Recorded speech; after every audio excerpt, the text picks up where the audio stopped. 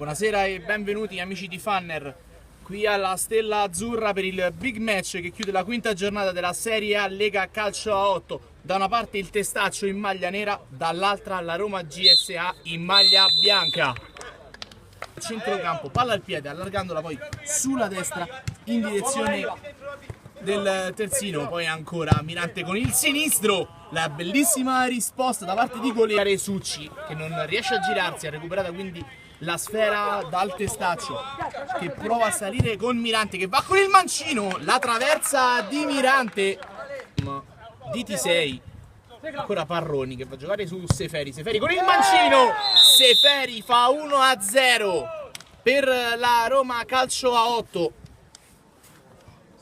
Bellissimo tiro dalla distanza, da Codignani, ancora T6 sulla sinistra, il tiro e la palla che termina in rete. Arriva subito il pareggio del Testaccio con una bellissima tiro di Mancino che si infila sotto la traversa.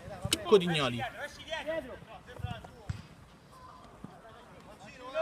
prova il tiro, Mirante ribattuto, poi la sfera che rimane lì, arriva Codignoli con il destro, però la mette sulla sinistra verso Perucca, ma c'è Seferi che parte in contropiede, ancora Seferi, salta un uomo Seferi, entra in area di rigore, la palla in mezzo di Seferi a cercare Liotti ed è il 2-1 per la Roma Calcio a 8. Solo Perucca, che è solo Perucca, porta la sfera sul destro, salta Parroni, Perucca, che conclusione di Perucca, ma ottima la risposta di Goletti.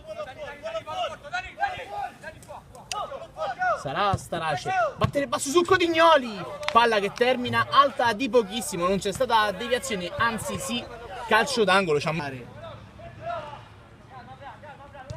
Servire Succi, Succi, il tiro di Succi, un colpo di biliardo di Succi che la mette nell'angolino basso e fa 3-1 per la Roma Calcio a 8. Davanti alla panchina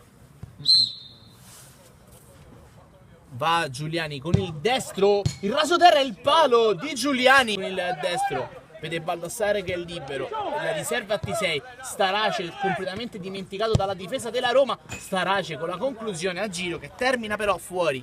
Finisce qui il match, vince la Roma Calcio a 8 per 3-1 grazie a un superlativo Goletti e un tanto superlativo Seferi.